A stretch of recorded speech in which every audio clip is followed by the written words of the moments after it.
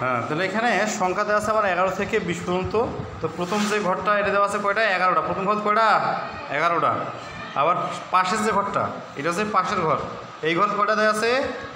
11টা। এটা কি আছে? 10 10 করে আলাদা আছে, এটা 10 আলাদা, এখানে 10 আলাদা, 10 আলাদা। দেখি হচ্ছে প্রথমে দেওয়া আমার সাথে কোন 1 10 1 11, 1 10 2 12।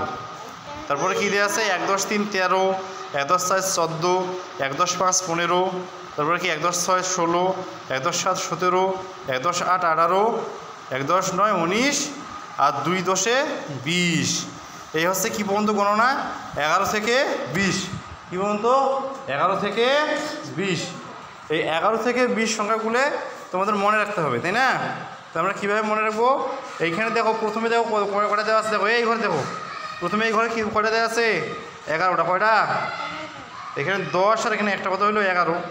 এখানে 10 আর 2 কটা হলো? 12। আবার কি দেওয়া আছে? 10 আর 3 কটা হলো? 13। তারপর 10 আর 4 কত হলো? 14। 10 5 কত হলো? 15।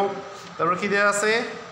10 এবার 6, 10 6 16, তারপর 10 7 17, হ্যাঁ, তারপরে 10 8 18, তারপরে 10 9 19, 10 10 এবার 20, তারপরে 2 10, সরাসরি 2 10 নিয়ে আসা হয়েছে। তো এইভাবে কি আমরা শিখবো?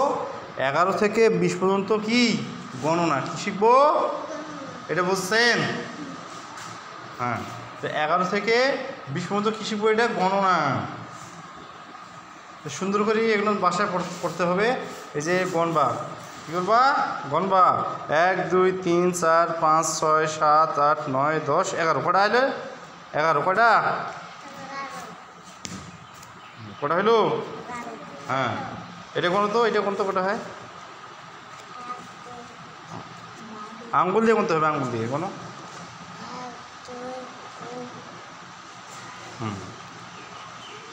হ্যাঁ, 4 5 6 7 8 9 10 11 12। কটা? কটা? হ্যাঁ, তো এখানে 11 থেকে 20 পর্যন্ত এইভাবে আমরা গণনা করা শিখব। আচ্ছা, আজকে 11 থেকে 20 গণনা করার সিস্টেমটা আমরা শিখে দিলাম। এটা বাসায় কী করবা? অবশ্যই বলগুলো গণলে আমরা গণতে পারবো নাকি?